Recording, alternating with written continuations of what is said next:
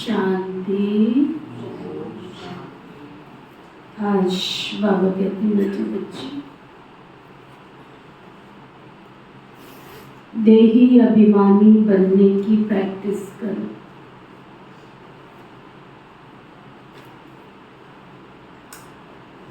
आत्म अभिमानी बनने की, देही अभिमानी बनने की प्रैक्टिस करो। इस प्रैक्टिस से ही तुम पुण्य आत्मा बन सकेंगे।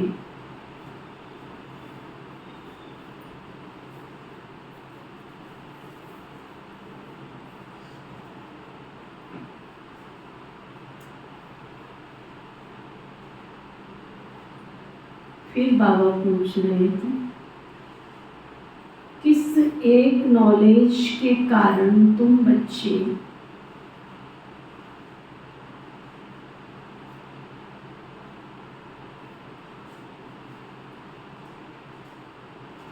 सदा हर्षित रहते हो?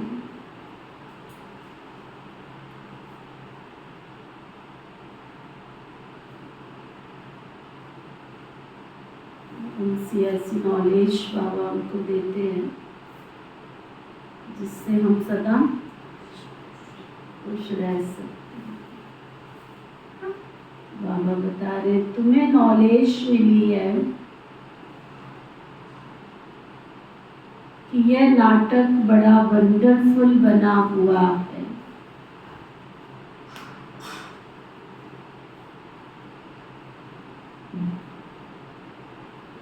इसमें हर एक एक्टर का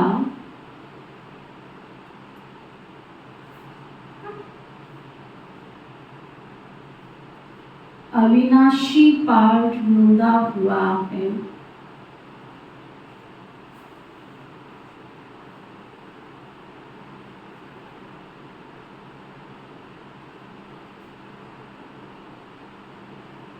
सब अपना अपना पार्ट बजा रहे हैं।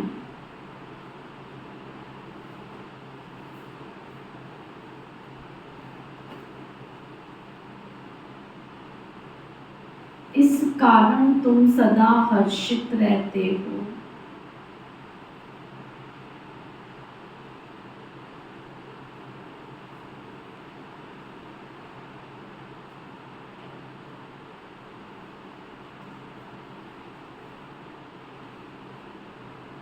रहता है ड्रामा का पार्ट पक्का रहता है, खुश रहती है सब।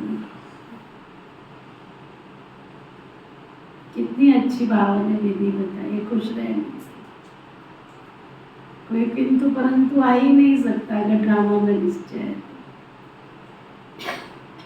हम कितनी उम्मीदें रखते हैं सामने वाला बदल जाए, बदलेगा कैसे जब ड्रामा में उसका पार्ट रहता है। भगवान को भी अर्जी डाल देते हैं, भगवान इसको बदल दो। भगवान कहता है तेरे एक संकल्प को पूरा करने के लिए मुझे ड्रामा में कितने लोगों का पार्ट चेंज करना पड़ेगा, क्योंकि सबकी चैन जुड़ी हुई है, तो मैं ही उलझ जाऊंगा। इसलिए गीता का ज्ञान देते समय उसने क्या कहा, सार क्या है गीता का, जो हुआ वो भी अच्छा, जो हो रहा है वो भी अच्छा, जो होगा। यही तो ड्रामा का ज्ञान। फिर बाबा दूसरा प्रश्न पूछ रहे थे, कौन सा एक हुनर बाबा के पास ही है, दूसरों के पास नहीं है?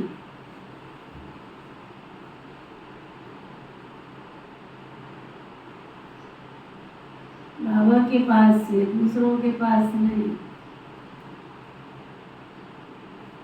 बाबा बता रहे हैं, देही अभिमानी बनाने का हुनर एक बाबा के पास है। वही हमको आत्म अभिमानी, देही अभिमानी बना सकते, उनके पास ही ये हुनर है, क्योंकि वो खुद सदा देही है, सुप्रीम है, खुद ही सुप्रीम सोल है। ये हुनर किसी भी मनुष्य को आ ही नहीं सकता।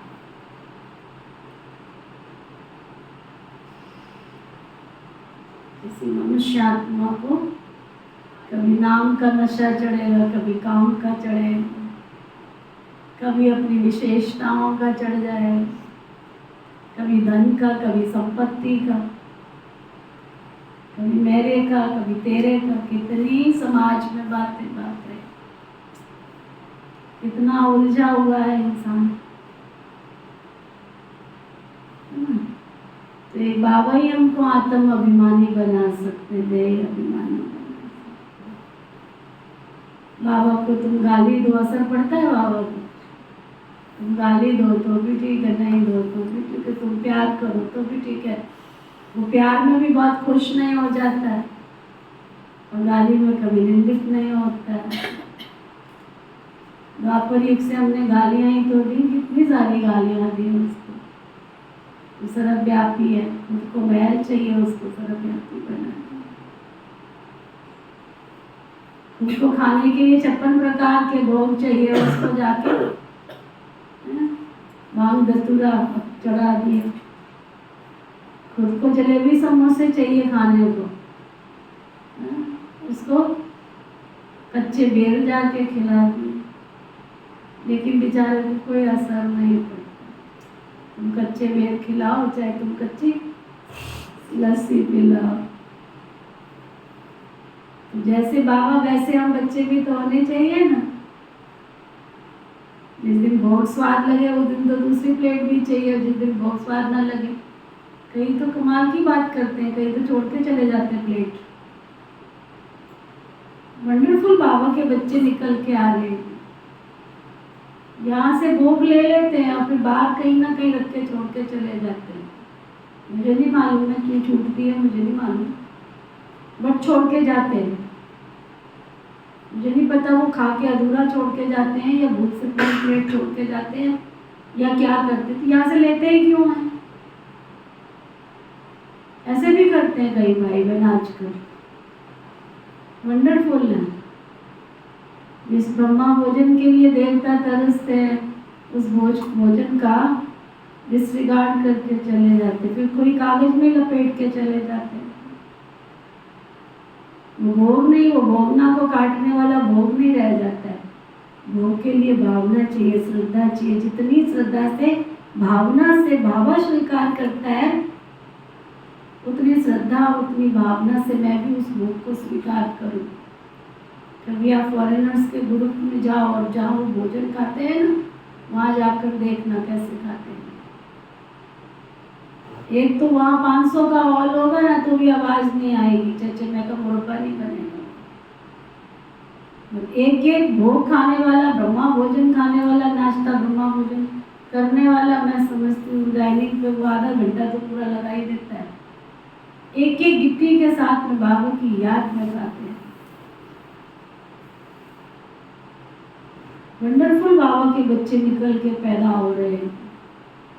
जाने अनजाने में ऐसे विक्रम बन जाते हैं और फिर इस भोग के लिए कितना तरसेंगे ये मालूम नहीं है। भगवान के घर का ये दाना जो है ना, दान पुण्य का दाना है, ये ऐसा वैसा दाना नहीं है। कईयों को श्रद्धा ही नहीं है, सामने से देते हैं, भावना से लेते भी नहीं। रह गया तो ठीक है, खा लिया तो ठीक है, आ गए तो 2 प्लेट भी खा लेंगे, नहीं आ गए तो जरा। दादी जानकी जी अपना अनुभव सुनाती थी, जब से वो बाबा की बच्ची बनी तब से लेके अंत तक कभी उन्होंने भोग का डिसरिगार्ड नहीं किया। ऐसा कोई दिन नहीं आया जब उन्होंने अमृत और भोग का पान नहीं किया हो। हमारी अभी भी पुरानी जो दादियाँ हैं, दीदियाँ हैं, जब तक भोग मुंह में नहीं जाता तब तक दूसरा दाना पानी मुख में नहीं जाता है। आपके तो सौभाग्यशाली हफ्ते में 2 बार भोग लगता है, लेकिन भाई बहनों को मैं तो है भोग का, है भोग का महत्व। किस किस को है, क्या महत्व है? मैं तो उठा दिया, जब छूट जाता है उस दिन आता लाने के लिए। जो कहते जब से हम बाबा के बच्चे बने तब से हमारा कोई गुरुवार कोई इतवार का भोग मिस नहीं हुआ, वो हाथ उठाओ जरा, क्या महत्व है? हाथ तो उठा दिया। ये कारणे अकारणे ज्ञान से परे का मैं कह सकती हूँ। मैं समझती हूँ सबसे बाबा के बच्चे बने हैं, इनकी पहली बार 2 छुट्टियाँ लगी हैं, नहीं तो कभी नहीं लगी। और कभी आगे पीछे गए तो छुट्टी लेके आके भोग स्वीकार की, बहुत भावना से। चलता है कितनी भावना से स्वीकार कर लेते।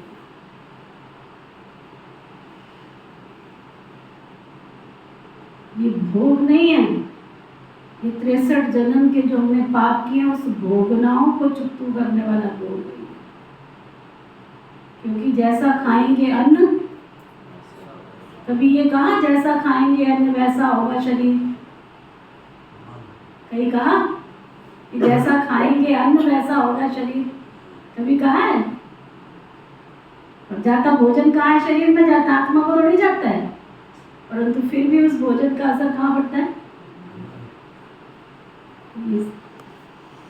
समझदार के लिए इशारा काफी है। हमारी दादियों ने इस ब्रह्मा भोजन के एक एक कण से प्यार किया, ये वो भोजन। ओम शांति। रूहानी बच्चों अर्थात आत्माओं के प्रति बाबा बैठ समझाते।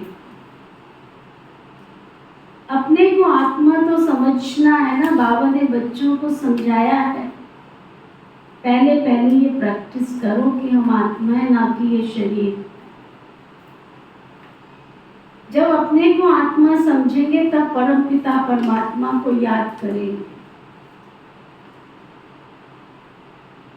अपने को आत्मा ही नहीं समझेंगे तो फिर जरूर लौकिक संबंधी धंधा आदि याद आता रहेगा। इसलिए पहले पहले तो ये प्रैक्टिस होनी चाहिए कि मैं आत्मा हूं, तो फिर रूहानी बाप की याद चलेगी। बाप ये शिक्षा देते हैं कि बच्चे अपने को देह नहीं समझो। ये ज्ञान बाप पलक में एक ही बार बच्चों को देते हैं। फिर 5000 वर्ष के बाद ये तुमको समझानी मिलेगी। अपने को आत्मा समझेंगे तो बाबा भी याद आएगा। आत्मा समझेंगे तो इसलिए क्या कहते हैं, पत्ते पत्ते सींचने से फूल कब खिलता नहीं। आत्मा के ज्ञान में परमात्मा मिलता नहीं। आत्मा याद होगी तो परमात्मा खुद याद आएगा। खुद को खुद आत्मा समझेंगे तो खुदा भी याद आएगा। आधा गलत तो अपने अपने को देह समझा, अपने को आत्मा समझना है। जैसे तुम आत्मा हो वैसे मैं भी आत्मा हूँ, परंतु सुप्रीम हूँ। मैं ही आत्मा हूँ, मेरे को ये देह याद पड़ती नहीं है। ये दादा तो शरीरधारी है ना, वो बाप है निराकार। ये प्रजापिता ब्रह्मा तो साकारी हो गया।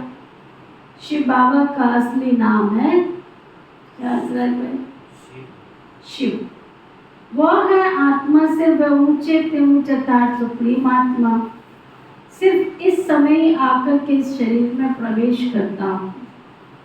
वह कभी देह अभिमानी तो हो न सके। देह अभिमानी साकार मनुष्य होते हैं, वह तो है ही निराकार। उनको आकर ये प्रैक्टिस करानी है। कहते हैं तुम अपने को आत्मा समझो। मैं आत्मा हूँ, ये बात बैठ करके पक्का करो। मैं आत्मा हूँ, शिव बाबा का बच्चा हूँ। हर बात की प्रैक्टिस चाहिए, अभ्यास चाहिए। बाप कोई नई बात नहीं समझाते हैं। तुम जब अपने को आत्मा पक्का पक्का समझेंगे तब बाप भी तुमको पक्का याद रहेगा। देह अभिमान होगा तो बाबा को याद नहीं कर सकेंगे। आधा कलप तुमको देह का अहंकार रहता है ना। अभी तुमको सिखाता हूँ कि अपने को आत्मा समझो। सतयुग में ऐसे कोई सिखाता नहीं कि अपने को आत्मा समझो। शरीर पर नाम तो पड़ता ही है, नहीं तो एक दो को बुलाएंगे कैसे? शरीर पर नाम न पड़े तो बुलाएंगे कैसे? देखो दुनिया में ट्विंस होते हैं, शक्ल मेल खाती है लगभग, लेकिन कोई ना कोई निशानी ऐसी होती है जिससे अंतर समझ में आता है। एक तो उनकी आवाज़ नहीं मिलती ट्विंस की आवाज़ भी नहीं मिलती है, शक्ल भी नहीं मिलती, लगभग थोड़ा बहुत मिलती है। भाव स्वभाव में भी देखो आप, उनके भाव स्वभाव भी अलग होते हैं। बाबा कहते यार तुमने बेहद के बाप से बेहद का वर्षा पाया, वही फिर प्रारब्ध भी वहाँ पाते। यहाँ जिसने शिव बाबा को याद किया होगा, बाबा से सर्वशक्ति और गुण प्राप्त किए होंगे, वही सत्यों के प्रारब्ध भी पाएंगे। बाकी बुलाएंगे तो नाम से ही ना, देवी का नाम है ना, नाम बिगड़ तो कारोबार चल भी नहीं सकती। ये भी एक वंडरफुल चीज है। सतयुग में देवी देवताओं के नाम भी अर्थ सहित है। लक्ष्मी नारायण, लक्ष्मी नारायण, जिसने लक्ष्य को प्राप्त किया वो लक्ष्मी। नारायण का मतलब जिसने भरपूरता का अनुभव किया हो। नारायण माना कोई ऋण नहीं है उसके ऊपर, सभी ऋण यहाँ से चुकतो करके गए। संसार में बहुत प्रकार के ऋण होते हैं, बहुत प्रकार के ऋण होते हैं। पितृ ऋण होता है, मातृ ऋण होता है, धरती का ऋण होता है, बहुत सारे ऋण होते हैं। अगर इस जन्म में उन ऋणों को चुकतो नहीं किया तो अगले जन्म एफडियां बनती चली जाती हैं उस ऋण की। लास्ट में जाकर के भिखारी का रूप में जन्म ले लेते हैं, क्योंकि ऋण तो चुकतो करके गए नहीं। कभी बैठ के सोचो, भिखारी क्यों बना वो? दो आंखें उसके पास है, शरीर उसके पास है, टांगे उसके पास है, मेरे जैसा ही, पर वो भिखारी क्यों बना? क्योंकि जब तक उसको समझ थी तब तक उसने क्या किया? न पितृ ऋण चुकतो किया, न मातृ ऋण चुकतो किया, न धरती ऋण चुकतो किया। सारे ऋणों को वो साथ में लेकर के चला गया। तो क्या होगा? भिखारी ही बनेगा ना। जमा तो किया ही नहीं, अकाउंट तो खाली की खाली, तो आगे जाके मिलेगा कैसे उसको? कर्मों की फिलॉसफी। हे अर्जुन, तू नहीं जानता तेरे कर्मों का फल क्या है। कर्म, अकर्म, विकर्म, पाप कर्म, सुकर्म, पुण्य कर्म, सबका ज्ञान मैं तुम्हें देता हूँ, समझ तुम्हें देता हूँ, तो ना। तो इसलिए लक्ष्य के आधार पर लक्ष्मी और श्री नारायण बनते। ऋणों से मुक्त नारायण, लक्ष्य को प्राप्त करने वाली श्री लक्ष्मी। श्री कृष्णा, जिसके अंदर ना रह गई कोई कृष्णा, वो बना जाके सतयुग में कृष्ण। अपने से पूछो कि इस जन्म में मेरे को कोई आसक्ति है, कोई खाने की, कोई पीने की, कोई पहनने की, कोई चीजें जोड़ने की। अगर कहीं भी मेरी आत्मा आसक्त होती है, इसका मतलब मैं कृष्ण की दुनिया में जा ही नहीं सकती। अपनी आसक्तियों को चेक करो, कोई आसक्तियां तो नहीं रह गई। ठीक है, चलो बाबा के पास चेक करो। मुरली रोज सुनने का मतलब यही है, बाईपास नहीं करो, अंदर लेके जाओ। ले जाओगे अच्छी बात है, नहीं ले जाओगे तो समय पर याद आएंगी।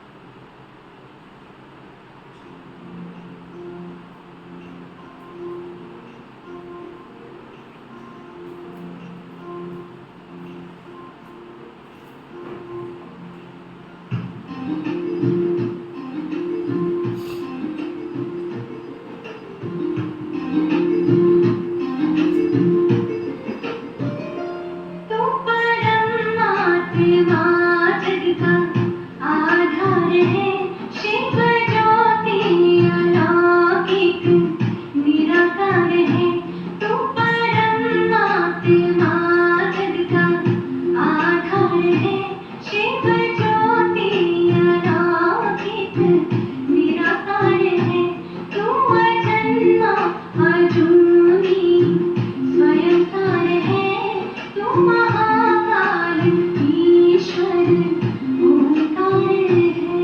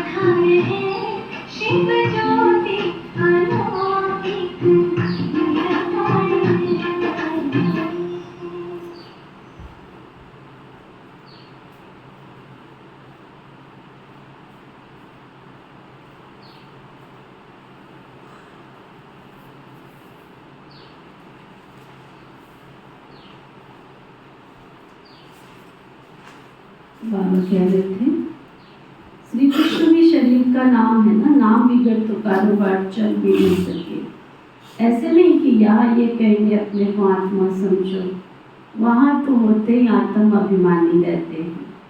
ये प्रैक्टिस तुमको अभी कराई जाती है। क्यों कराई जाती है? क्योंकि तुम पाप आत्मा बन पड़े। कितने समय से 63 जन्मों से पापों की गठरी सिर पर लेकर घूम रहे हैं।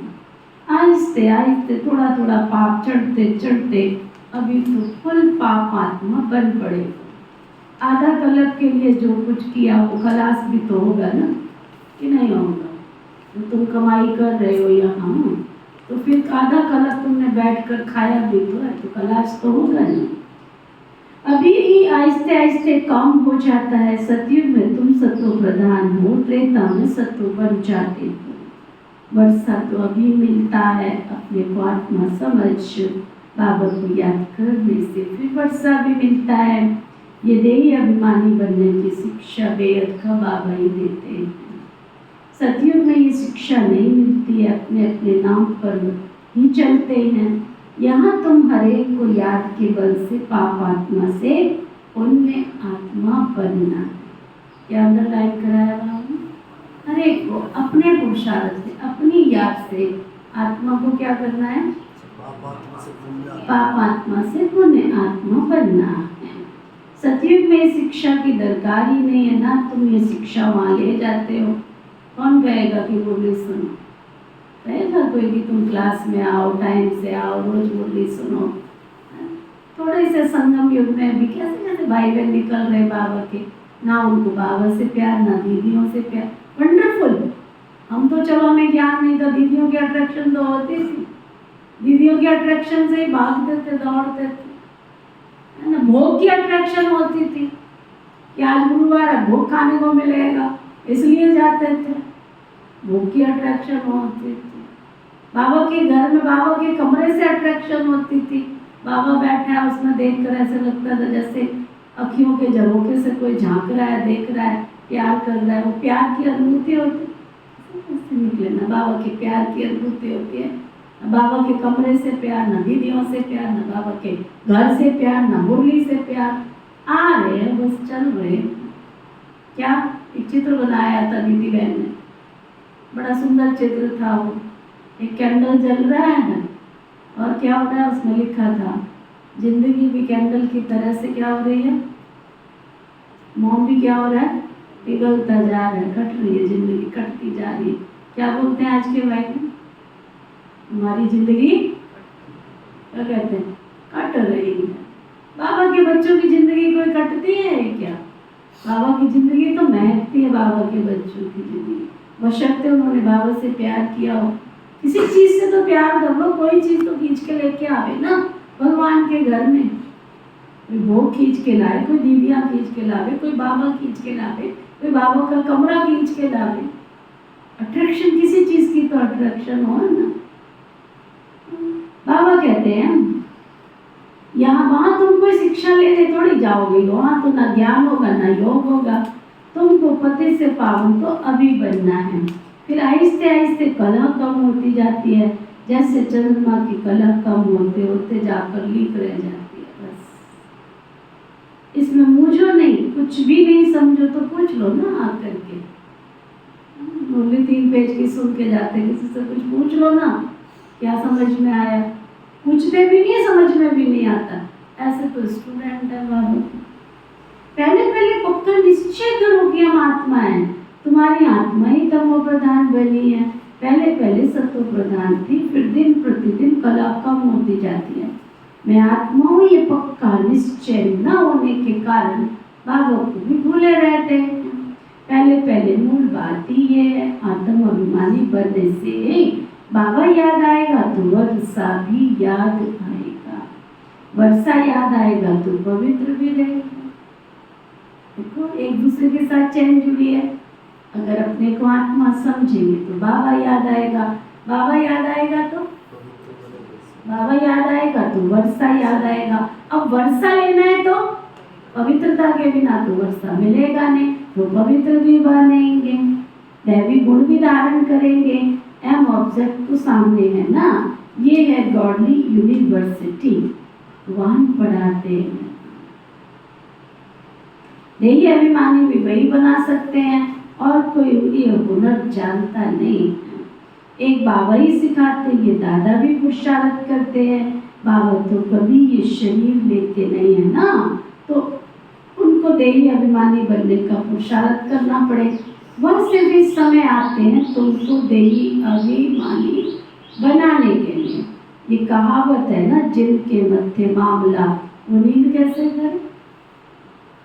जिसके मध्य मामला, जिसको नई दुनिया बनाने की चिंता लगी है, वो तुम्हारी तरह से सोएगा थोड़ी कुंभकर्ण की तरह सातवीं औलाद बन के। यूनी क्लास में आएगी तो जाग ही नहीं खुली, तू जाग खुलेगी, तुम्हें थोड़ी चिंता है कि नई दुनिया बनानी है, प्रकृति को वाइब्रेशन देनी है, चिंता थोड़ी है तुमको। जिसके मध्य मामला सबको प्रधान प्रकृति बनानी है तो उसको वाइब्रेशन नहीं देनी। मुझे दादी क्लास करा रही थी, ऐसा समय आएगा, कई भाई बहन कहते हैं मैं तो सेवा करने का चांस ही नहीं मिलता है। दादी कहती है ऐसा तो कोई बोल ही नहीं सकता, हमको चांस नहीं मिलता है। मनसा सेवा करो बैठ के, तुम पहले अपनी वृत्ति को इतना शुद्ध तो बना लो जिससे तुम्हारे प्रकंपन जब शरीर से बाहर निकले तो शुद्ध वातावरण तो बने। अपनी सोच तो अच्छी बना लो, सोच में नेगेटिविटी भरी पड़ी है तो वायुमंडल को भी क्या करते रहते हैं, उसको भी दूषित करते रहते हैं, बजाय उसको शुद्धिकरण के और ही दूषित करते रहते हैं। सेवा के बहुत चांस हैं, कोई भी सेवा कर सकते हो। बाबा कहते इसमें निंदा की कोई बात नहीं, बाबा किसी की निंदा नहीं कर रहे हैं। कोई नए भी आत्मनींद कैसे करे, वो धंधा है ना, टू मच हो जाता। तो फुर्सत नहीं मिलती। और फिर जिनको फुर्सत है ना, वो आते हैं बाबा के सामने पुरुषार्थ करने। कोई नए भी आते हैं, समझते हैं नॉलेज तो बड़ी अच्छी है, गीता में भी अक्षर है, मुझ बाबा को याद करो तो तुम्हारे विक्रम विनाश हो जाएंगे।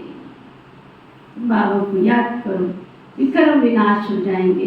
तो बाबा ये समझाते, बाबा किसी को दोष नहीं देते हैं। ये तो जानते हो तुमको बाबा पतित से पावन बनाते हैं, बाबा को तुमने बुलाया है आकर उनको पतित से पावन बना। ये बना बनाया ड्रामा, इसमें कोई निंदा की बात नहीं है। तुम बच्चे अभी ज्ञान को अच्छी रीति जानते हो और कोई ईश्वर को जानते ही नहीं है, इसलिए निधन के नास्तिक कहलाए जाते हैं। जानते ही नहीं है ना शिव बाबा को, पहचानते ही नहीं है ना। ये कैसे सृष्टि का चक्र, बाबा कहते ये बाप भी तुम बच्चों को कितना समझदार बनाते हैं, टीचर को शिक्षा देते हैं कैसे ये सृष्टि का चक्र चलता है। इस शिक्षा मिलने से तुम सुधरते हो। बाप जो वैश्यालय था अब वो वैश्यालय बन गया है, इसमें गिलानी की तो कोई बात नहीं है। ये खेल है जो बाप समझाते, तुम देवता थे फिर असुर बन गए हो, ऐसे नहीं कहते। क्यों ऐसे क्यों बने? बाबा आए हैं बच्चों को अपना परिचय देने और सृष्टि का चक्र कैसे फिरता है ये नॉलेज देते हैं। मनुष्य जानेंगे ना, अभी तुम जानकर फिर देवता बनते हो। ये पढ़ाई है मनुष्य से देवता बनने की, जो बाबा ही बैठ करके पढ़ाते हैं। यहाँ तो सब मनुष्य ही मनुष्य हैं, देवता तो इस सृष्टि पर आ ही नहीं सकते। जो टीचर बनकर पढ़ाने वाला बाबा देखो कैसे हमको पढ़ाने के लिए आते हैं। गायन भी है ना, परम पिता परमात्मा कोई रथ लेते हैं, ये पूरा नहीं लिखते कि कौन सा रथ लेते हैं। त्रिमूर्ति का राज भी कोई समझते नहीं है। परम पिता अर्थात परम आत्मा, वो जो है सो अपना परिचय तो देंगे ना, इसमें अहंकार की तो कोई बात ही नहीं है। न समझने के कारण कहते हैं इनमें अहंकार है। ये ब्रह्मा तो कहते ही नहीं है कि मैं परमात्मा हूँ। ये भी बड़ी गहरी समझने की बातें हैं। ये तो बाबा के माँ बाप की हैं। सभी आत्माओं को का बाप तो एक ही है, इनको दादा कहा जाता है। ये भाग्यशाली रहता है ना, नाम भी ब्रह्मा रखा है क्योंकि ब्राह्मण चाहिए। आदिदेव प्रजापिता ब्रह्मा है, प्रजा का पिता। अब प्रजा कौन सी है? प्रजापिता शरीरधारी तो एडॉप्ट किया है ना। बच्चों को शिव बाबा समझाते हैं मैं एडॉप्ट नहीं करता हूँ, तुम सब आत्माएं तो सदैव कोई मेरे बच्चे, मैं तुमको बनाता नहीं हूँ, मैं तो तुम बच्चों को का अनादि बाप हूँ। बाबा कितनी अच्छी रीति बैठ बच्चों को समझाते हैं। फिर कहते हैं अपने को आत्मा समझो, तुम सारी पुरानी दुनिया का संन्यास करते हो, बुद्धि से जानते हो ना, सब वापस जाएंगे इस पुरानी दुनिया से। ना घर मेरा ना तेरा, ये दुनिया तो रह दो, जोड़ लो जितना मर्जी जोड़ लो, इस दरा पे सब कुछ रह जाने वाला नहीं है साथ में। तो बाबा कहते हैं सब चले जाएंगे, इसलिए बच्चे कोई भी चीज तुम्हें याद ना आए सिवाय एक बेहद के बाप की। एक बाबा की 60 वर्ष की आयु हुई, फिर तो वाणी से परे जाने का पुरुषार्थ करना चाहिए। 60 वर्ष की आयु हो गई, उसके बाद फिर दुनिया में क्यों लिप्त होकर के चल रहे हो? 60 से ऊपर के बैठे हो, हाथ उठो, बात उठो 60 से ऊपर। फिर भी ज्ञान योग ढंग से नहीं करते, फिर भी पुरुषार्थ ढंग से नहीं करते। बाबा कहते 60 वर्ष की आयु हुई, फिर बाबा की याद एक ही धुन किसी की ना सुन, लग जाना चाहिए बाबा की याद में।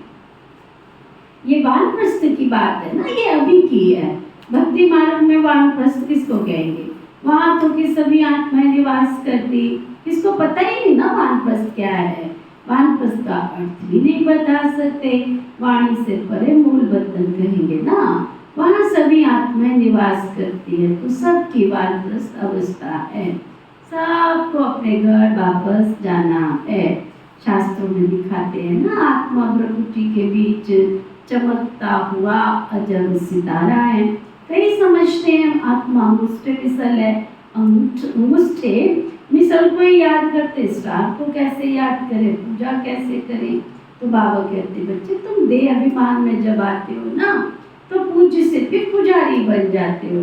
भक्ति का समय शुरू होता है, उसको भक्ति कल्ट कहते हैं। ज्ञान कल्ट अलग है, ज्ञान और भक्ति इकट्ठे नहीं हो सकते, जैसे कि दिन और रात इकट्ठे नहीं हो सकते।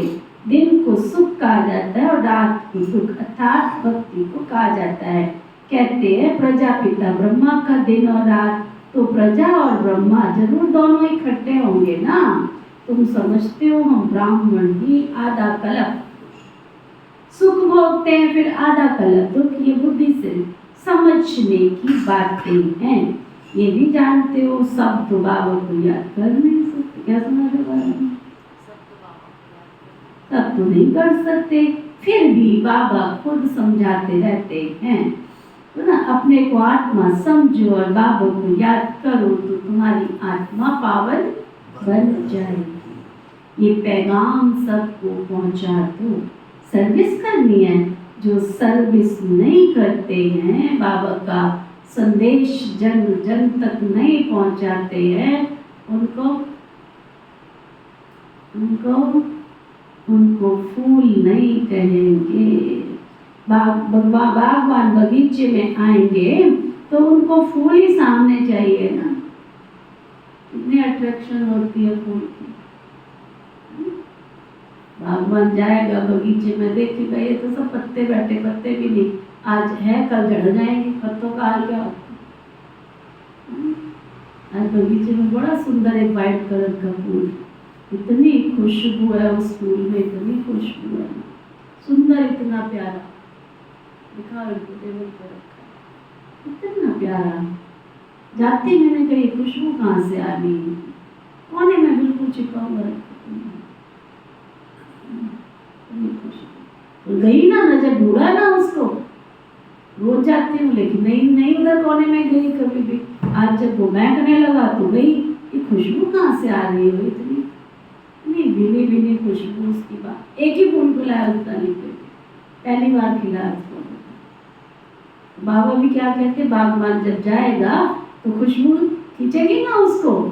ऐसे जो बाबा के खुशबूदार सेवादारी बच्चे हैं, तो तुम नहीं भी देखोगे ना बाबा की तरफ, नारद की तरफ उछलोगे नहीं ना, तो भी तुम्हारी तरफ उसकी बुद्धि चली जाएगी। ये बाबा का कितना फूल, कितना प्यारा बच्चा है, ये तो दिन रात बाबा की सेवा करता रहता है।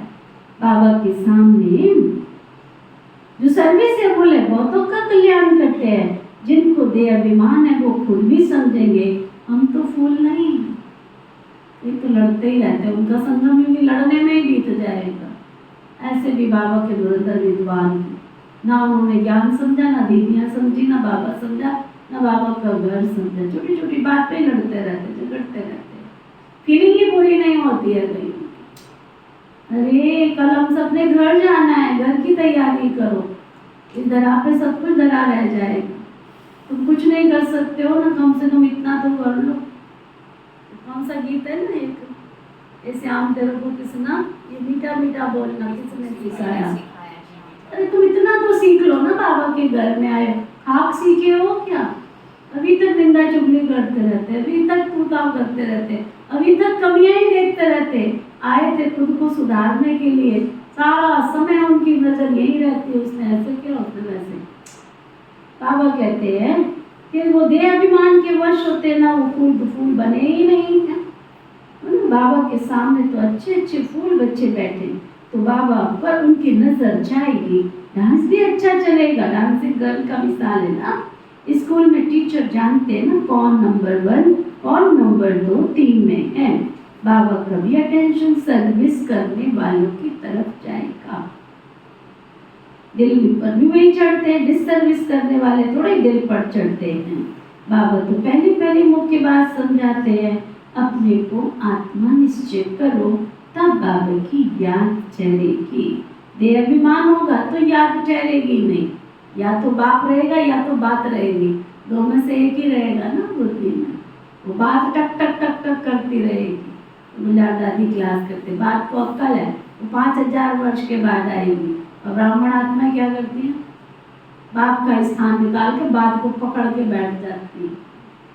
10 साल के बाद भी मिलेंगे तो फलानी डेट को आपने ऐसे बोला था ना, तो इतने साल से क्या योग कर रही थी, ज्ञान कर रही थी, धन लगा रही थी, किसको दे रही थी, क्या कर रही थी? कईयों का तो जीवन बेहाल है। बाबा कहते हैं याद ठहरेगी नहीं, लौकिक संबंधियों की तरफ, धंधे धोरी की तरफ बुद्धि चली जाएगी।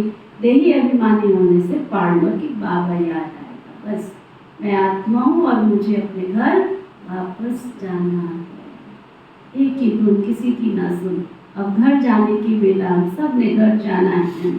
बाबा को बहुत प्यार से याद करना चाहिए, अपने को आत्मा समझना, इसमें मेहनत है, एकांत चाहिए ना।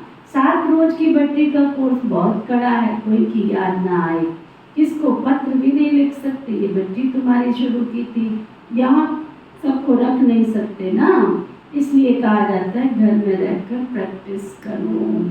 भक्त लोग भी भक्ति के लिए अलग कोठरी बना देते हैं, अंदर कोठरी में फिर माला का जाप करते रहते हैं। तो इस याद की यात्रा में एकांत बहुत चाहिए। बाबा को याद करना, इसमें सब जमान आदि चलाने की तो बात ही नहीं है। याद करने में फुर्सत चाहिए।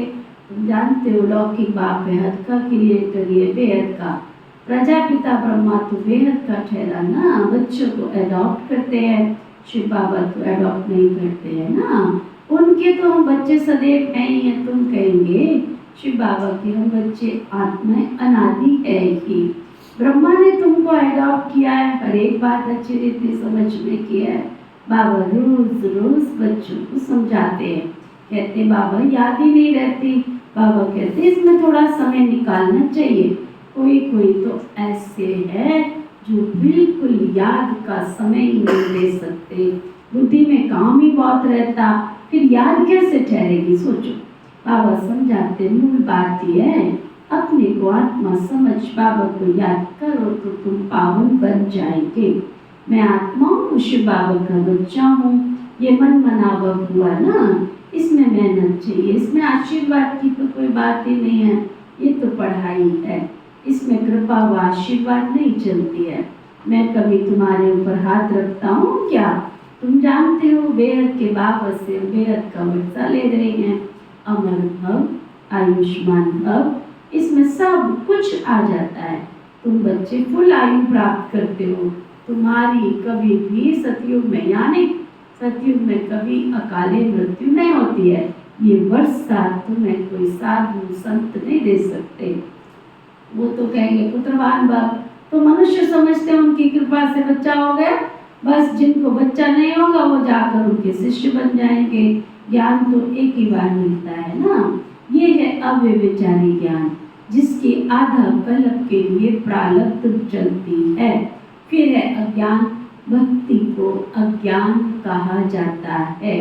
हर एक बात को कितना अच्छी रीति समझाया जाता है। तुम्हें हर एक बात कितनी अच्छी रीति समझाई जाती है। समझा? अच्छा, मीठे मीठे सिके लगे बच्चों प्रति माता पिता बाप दादा का याद प्यार और गुड मॉर्निंग। रूहानी बाप की रूहानी बच्चों को नमस्ते। हम सब रूहानी बच्चों की रूहानी बाप दादा को दिल व जान से प्रेम से नमस्ते नमस्ते नमस्ते जी। धारणा के लिए मुख्य सार। अभी वानप्रस्थ अवस्था है,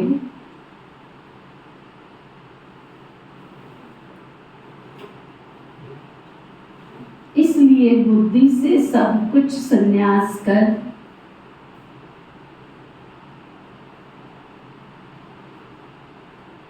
एक बाबा की याद में रहना है।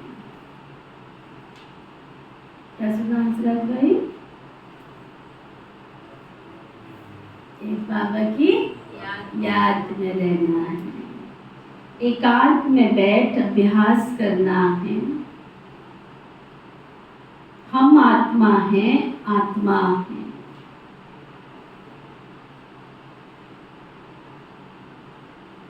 सर्विसेबल फूल बनना है।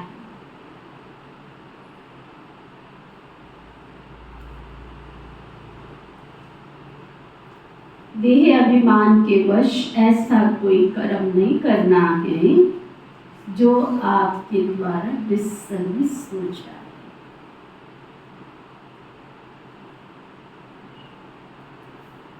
बहुतों के कल्याण के निमित्त बनना,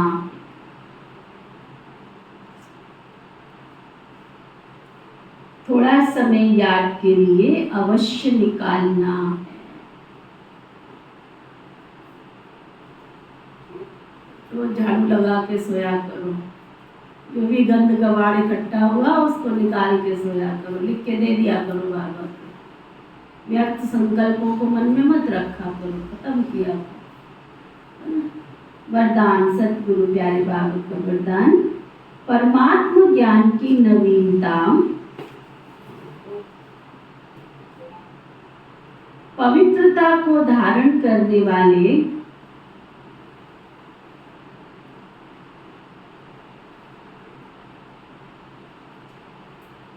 सर्व लगावों से मुक्त भव।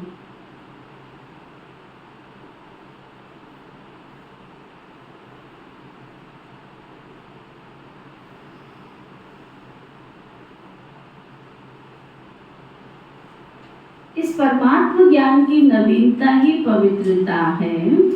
फलक से कहते हो आग कपूस इकट्ठा रहते भी आग नहीं लग सकती। विश्व को आपकी ये चैलेंज है कि पवित्रता के बिना योगी व ज्ञानी तुम आत्मा नहीं बन सकते। तो पवित्रता अर्थात संपूर्ण लगाव मुक्त, किसी भी व्यक्ति व साधनों से भी लगाव ना हो। ऐसी पवित्रता द्वारा ही प्रकृति को पावन बनाने की सेवा कर सकेंगे। स्लोगन, पवित्रता आपके जीवन का मुख्य फाउंडेशन है। धरत परिये परंतु धर्म ना छोड़िए।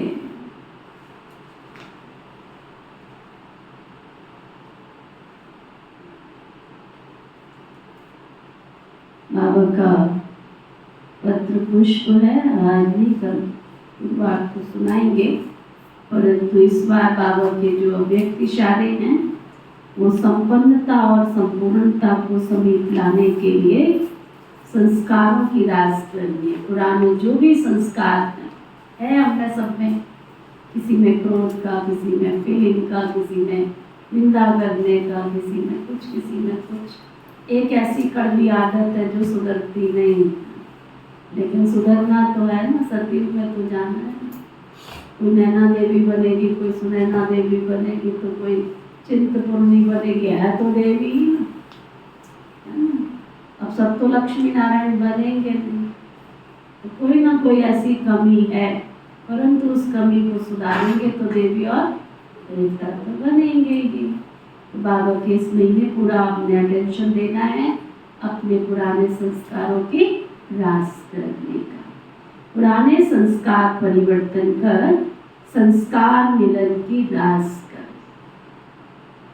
रास माना मिलाने अपने संस्कार को, ये कह के छोड़ना नहीं है इसके साथ तुम्हारी बनती नहीं, इसके साथ तुम्हारा 99 का कांटा है, इसके साथ तो ऐसे नहीं बोलना है।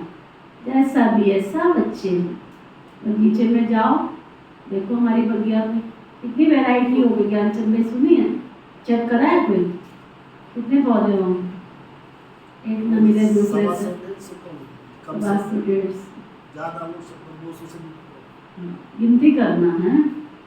नीचे के गुजरा का ही गिनती करेगा, ऊपर के आप करना है। एक ना मिले दूसरे से, लेकिन कितना मन खुश हो जाता है बगिया में जाके। 200 से कम है, 200 से कम। वो सोच सकता है कितना मन खुश होता है प्रकृति के साथ जुड़ के, प्रकृति से बातें करके, फीलिंग कितनी अच्छी आती है। ऐसे ये भी तो बगिया है,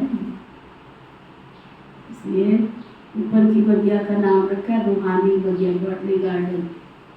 अंग्रेजी बोलिए तो गॉडली गार्डन, हिंदी बोलिए तो रूहानी बगिया। वो बगिया भी, ये बगिया भी, ये चैतन्य फूलों की बगिया, वो रूहानी बगिया। तो रास करनी। अच्छा, ब्राह्मण जीवन में कोई भी बात मुश्किल नहीं है। बाबा के बच्चे बने हैं तो क्या मुश्किल है? ये तो नहीं हो सकता, मैं तो नहीं एडजस्ट कर सकती है, मैं तो नहीं एडजस्ट कर सकती, क्या है ऐसा कुछ? क्यों नहीं करना ही पड़ेगा, नहीं करोगे तो परिस्थितियाँ करवा देंगी। यहाँ से भाग के कहाँ जाओगे? लौट के बुड्ढू घर वापस ही आना, जाओगे तो जाओगे कहाँ? हट्टी तो यही है ना, दर तो यही है ना, घर तो यही है ना। ब्राह्मण जीवन में कोई भी बात मुश्किल नहीं है, लेकिन अपने संस्कार, अपनी कमजोरियां मुश्किल के रूप में देखने में आती है। इसलिए अपने को क्षमा पर इतना तक मिटाना है जो कहते हो मेरे संस्कार, ये मेरापन भी मिट जाए, नेचर भी बदल जाए। जब हर एक की नेचर बदलेगी तब ब्रह्मा बाप समान अभिव्यक्ति फीचर्स बनेंगे। ओम शांति।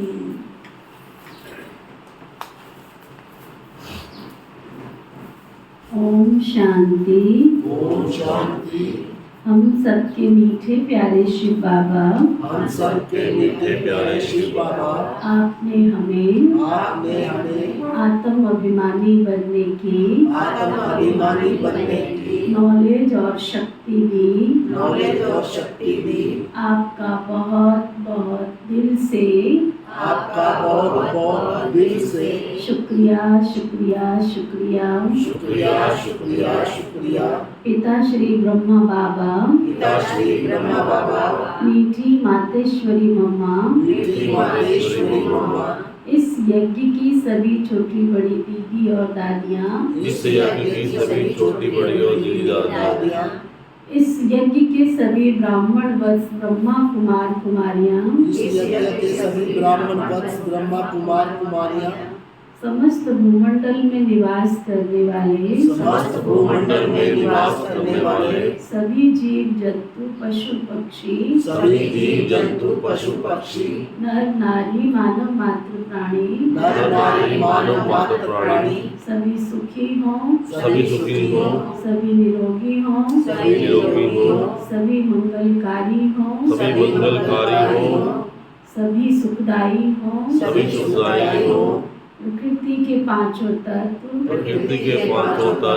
धरती आकाश जल वायु अग्नि, आपने हमें जीवन जीने में जो योगदान दिया, शक्ति दी, सहयोग दिया, इसलिए आपको भी बहुत बहुत दिल से शुक्रिया शुक्रिया शुक्रिया। अगर आपको हमारे द्वारा कोई कष्ट पहुंचा है, कोई दुख पहुंचा है, तो हम क्षमा प्रार्थी हैं और संपूर्ण जगत में से किसी के द्वारा भी हमें कोई कष्ट पहुंचा है, तो हम क्षमा दान देते हैं। धर्म की जय हो, अधर्म का नाश हो, प्राणियों में सद्भाव हो, विश्व का कल्याण हो, ऐसी हम सबकी मंगल कामना है। ओम शांति शांति शांति। ओम शांति शांति शांति।